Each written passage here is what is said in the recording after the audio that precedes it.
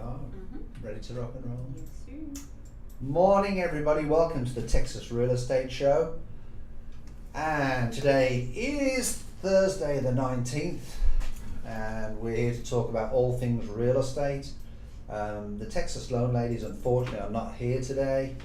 Courtney is with her husband. He's just had a knee replacement, and Laura is doing what she does best. She gets people financed, and she's at a closing, putting a buyer into a new home. So I'm just here today with Kay, and we're just going to discuss some issues that have sort of come up this week. So if you're a first-time home buyer, a move-up buyer, whether you want to be an agent, whether you want to be an investor, you know, please like, subscribe, turn on notifications, because we would like to be an information resource for you. Good morning, Kay. How are you today? I'm good. They can see me today because I didn't want you to be lonely. Oh, well, I appreciate that, because he feels lonely this morning. He doesn't have the normal argumentative thing that we normally have with the ladies. But I just want to thank everybody, for tuning in. So what's first on the list today that we're going to discuss?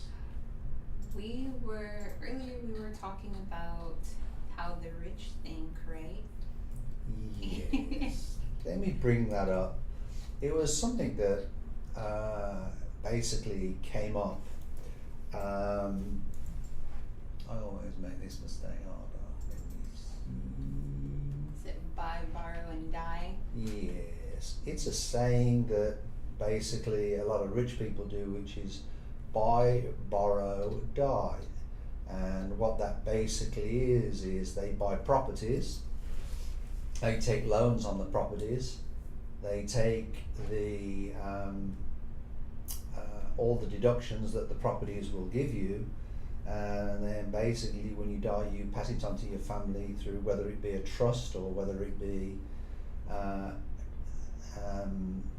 trust or an LLC or however it's put together. And it's something that the wealthy and the rich have been very successful at doing over the years. But that's basically what I want to do. What's your feeling on that, Kay? Because this is why I encourage people personally to get onto the housing ladder. But what I want to do is to bring something up that you brought up into the office when you first came in. You said the average price or the income that you have to earn across the country is how much to buy a house? $114,000 on average. But I thought for this right here, the buy, borrow, and die, it makes sense as to kind of why so many people like pull together and put their money into LLCs and start doing like wholesale homes and things like that, right?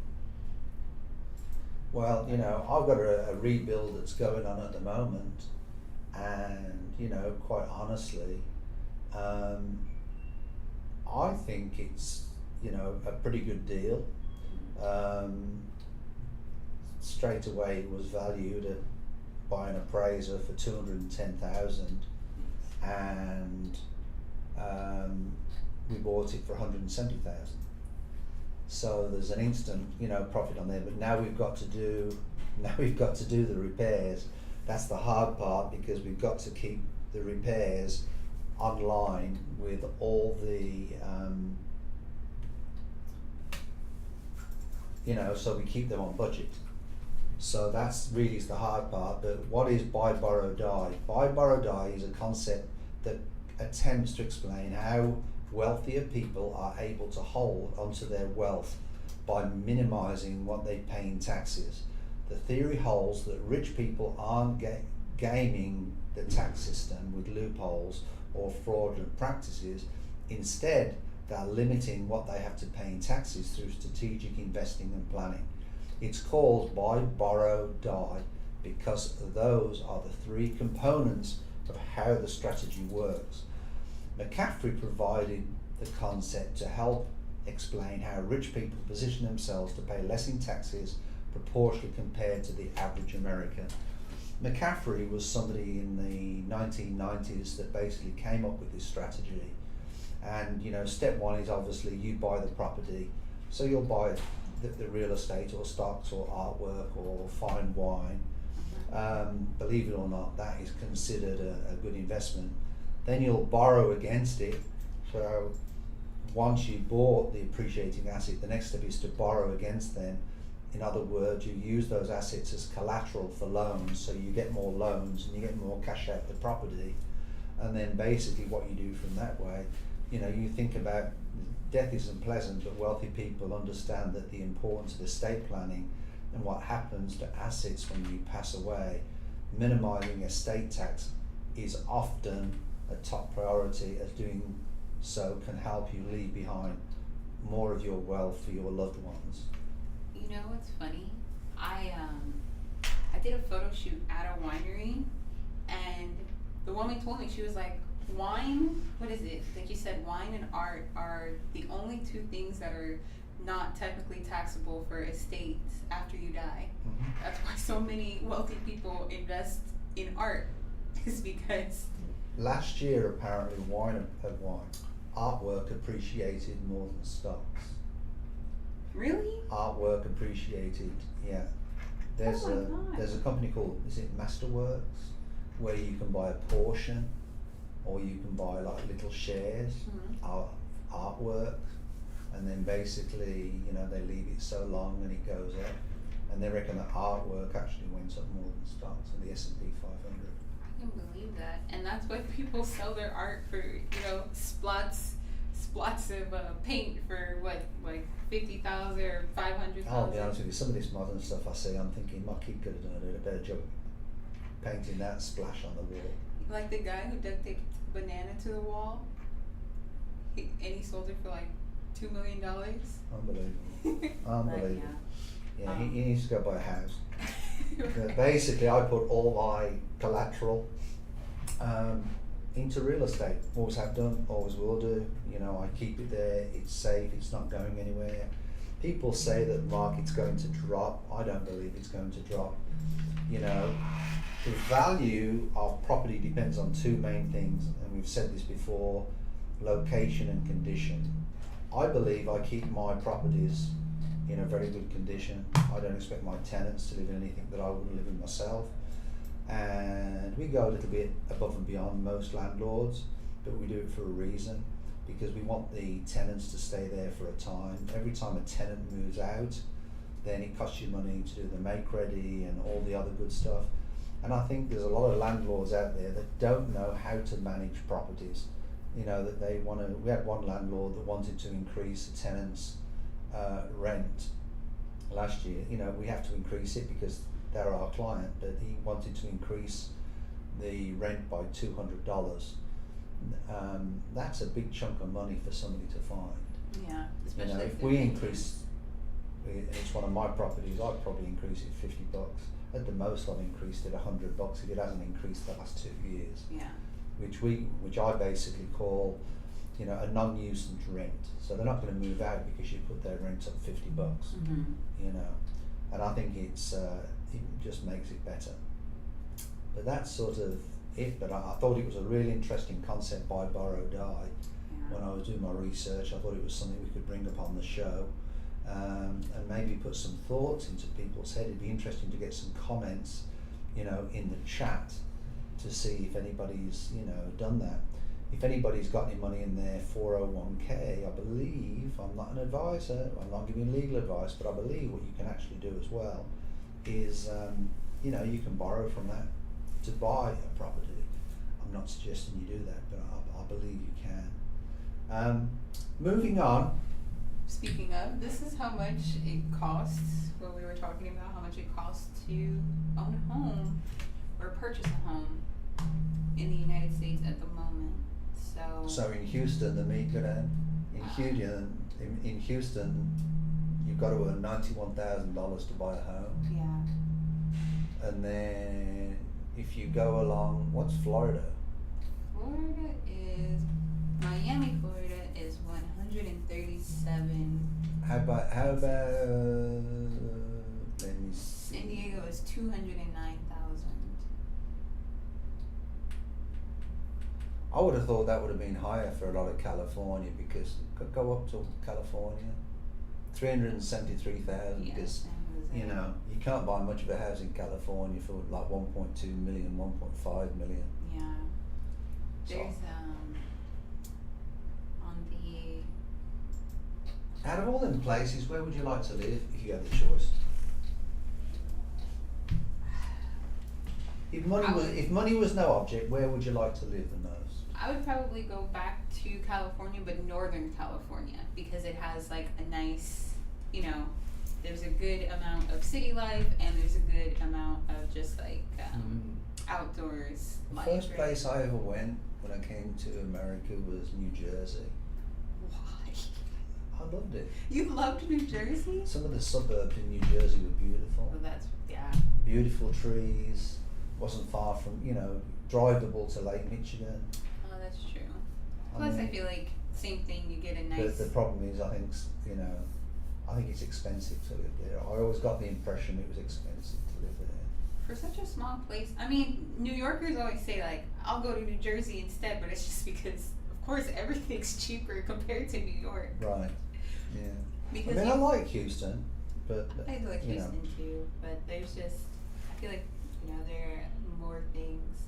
So this is the median amount. So this is the most expensive. So for the median, this is just the middle. So San Jose, 1.6 million. San Francisco, 1.2 million almost. San Diego is 1 million, and then LA is 750,000 almost. And then we have Washington, which I wouldn't have thought Washington would have been one of the most expensive. I wouldn't have thought it, Go to the next page. So there's the other. What was the thing with Florida? Florida, right here in Miami, Florida, the average house is 550,000. Right. But now if you click it, and now we can see the cheapest places. So now we're up to Pittsburgh, 175,000, which I've been to Pennsylvania, and I would not want to live in Pennsylvania at all.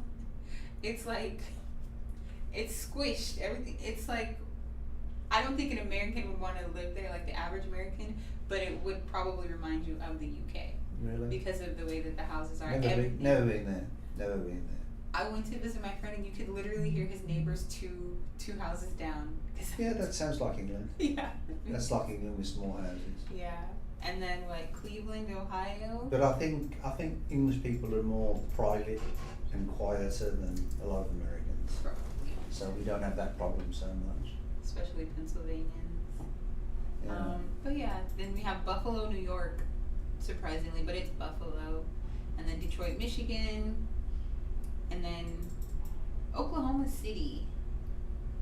So those are the most affordable places to live. I'm looking for Houston, and I don't see Houston. Houston is still. How do I get to the next page? Down the bottom. Next. Oh, okay, I'm blind. So Houston is number 30, 320,000. Which is what I believe it is. Mm-hmm. In all fairness. Yeah. That's the sweet point. The house that we're rehabbing at the moment will probably sell for 280, 290. I always try to keep it below the median price, so it'll be a deal for somebody. It'll be a nice house when it's done. It's got new kitchen, new roof, new air conditioning, new fencing, landscaping, paint throughout, brand new kitchen, stainless steel appliances. It'll be a nice property at the end of the day. Yeah. So, but it's interesting to see what people have to earn. Yeah, I feel like 91,000 is pretty. It's decently understandable, right? Especially if you have a $320,000 house. Just because of the fact that it's like typically when people buy houses, it's two people usually. It's Right. rarely ever just one person. So 2 people, I think, can probably hit that 90. Yeah, I still think there should be a program that the US should do for first-time home buyers, Definitely. which is like a rent/own program, Mhm. whether it's done through a corporation or whether it's, I'd prefer it done through the government. I trust the government more than some of these corporations. Right. Basically where somebody, you have a house, you qualify for it, you would maintain it, Mhm. but basically you would basically pay them a base rent. But over the time, what you would do is maintain the house to a particular standard. Because I think it would help different areas. Yeah. If people have got, one of the things I've always said, if somebody's got a piece of the pie and they've got some skin in the game, they look at that house completely different. That's true. They'll take care of it more. Plus, there are people And too, like that poor man we talked about last week or the week before, who his identity was stolen, but he thought that he was paying money on his house to own it, and then Right. it turns out he was not. He was renting it, and there's so many people who, especially older people who live in houses and they rent them for 10, 15, some Right. people 30 years, and then suddenly the owner can just be like, hey, you have 3 months to get out. Absolutely. Let's just talk about something that's happening quite a lot as well with rentals in Houston. We've experienced this recently where, because rentals are so competitive, to find a rental, the cost of rentals has gone up as well because that's so competitive at the moment. What people are doing is submitting fraudulent documentation to landlords, and that's where I say to all landlords that have no experience in being a landlord, we've had a lot of calls recently from out of state for people that want to sell their homes, their investment properties, and they want to sell them because they've just gone ahead and thought they could do it themselves from out of state, so the properties aren't checked. We had one from an out of state investor in the week that called up and said they was managing it themselves, and they found out that in that particular house there was 4 dogs. Alright, so they're digging up his yard, plus the damage they're causing in the house. Inside the house. So they did the eviction, they hired an attorney to do the eviction. We didn't do the eviction for them, and they told us that, when it's fixed up, so now it's costing them to fix it up. So what I'm warning people is beware landlords, and get yourself a good property management company, make sure they've got some references. We do property management and we can provide references if that's helped in the Houston market. And basically just beware, because there's a lot of fraudulent documents out there that are being produced. However they do it, I don't know. I mean, how is it now if you've got a PDF to edit it? It is actually pretty easy, because you can actually go on Canva and edit a PDF, actually, and just change stuff around. So that's what I said, get yourself a good agent. Even all agents should be calling up the previous landlord or the previous agency that managed the property. Or call the bank too. You can also call the bank if someone to say, hey, how much money does this person have in their account? You know? Or what we can do is ask for bank statements, get receipts for rent that they've paid. Don't just take it hearsay that it's been paid. Right. So anyway, but I thought that was, it's been brought up the last sort of 2 months, 3 months that we've caught a few people trying to do that.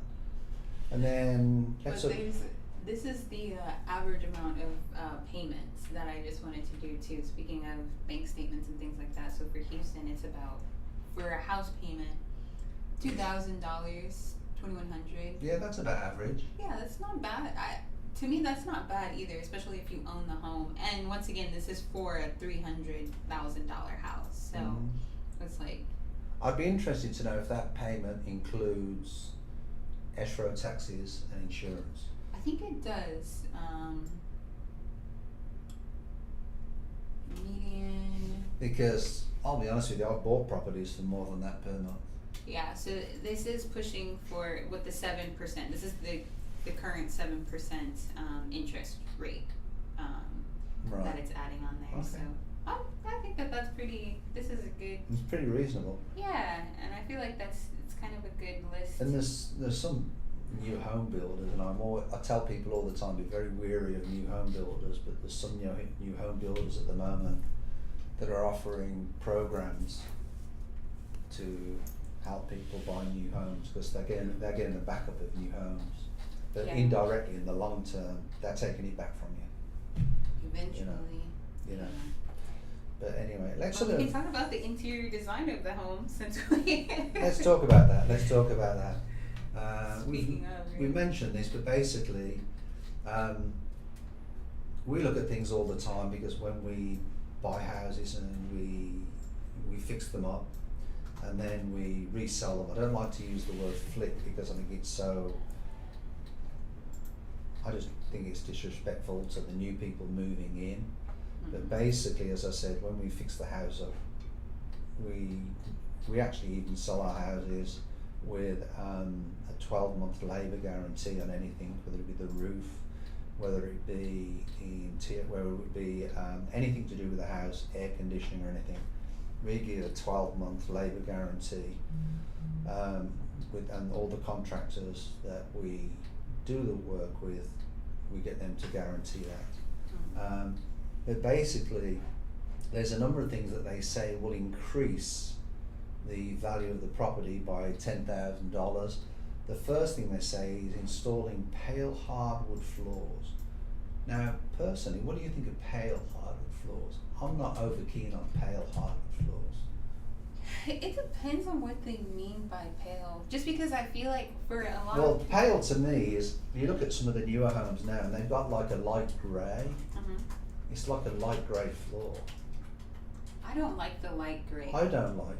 I like the kind of like the orangey, or like if we're talking pale, like a very light brown or beige that makes more sense to me. Right. What we normally do in our houses, we put tile downstairs, actual tile, but tile that looks like wood.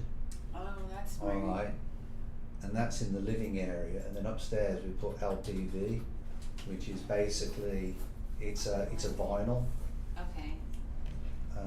Or LVP, and basically we put that in upstairs in the bedrooms. It's easy when you've got children, if the owner, because you can just basically you can tear it up and replace it. It's pretty easy to do, and it's cheap to do, which makes more sense, because even for a house, with kids growing up, if they spill on the carpet, it's hard to clean that carpet. Yeah. Also, I'm not a carpet fan. I can agree with the fact that when people kind of want houses, why they wouldn't want carpet. I feel like even when I was looking for an apartment to move into, the first thing I was like, I don't want carpet. That's the main thing. I'm not a fan of carpet anywhere. And from a management point of view, carpet isn't a good thing. What? Well, I'll give you an example. If a landlord doesn't want, if a tenant moves out, hasn't been the best tenant, and say they've got pets, all right, then basically the carpet can smell and it needs to be replaced. Yeah. There are some landlords that what they will do is they will clean the carpet, and then what they will do is dye the carpet a darker colour, so you can't see the stains. I could not even think about that. I just thought that people had to completely rip You up the understand? carpet. So What? we always try to get our landlords that when they do the make ready for the property is to put down, decent flooring, because in the long term, yes, you've got the cost up front, but to be perfectly honest, it's worth it more in the long run, because each make ready you do costs you less. That makes sense. So that's pale hardwood to me. That's what I think about. The light gray is. Go up to the pale hardwood. So these are the kind of, they say it's white oak. Which colour do you like the best? I would say probably this one, or I don't know what the heck is going on with that, but here we go, the color options. See, I like nice, that. yeah. I like the traditional look. I like this one, and then on the other end, I do like the white one. I think that probably the main reason is because it opens up the house more, right? Right. So it'll make it look bigger. And you've got a skinny dipping pool. And then the other thing that they tell you which will increase the price is converting a room into an office. I don't know if I agree with that.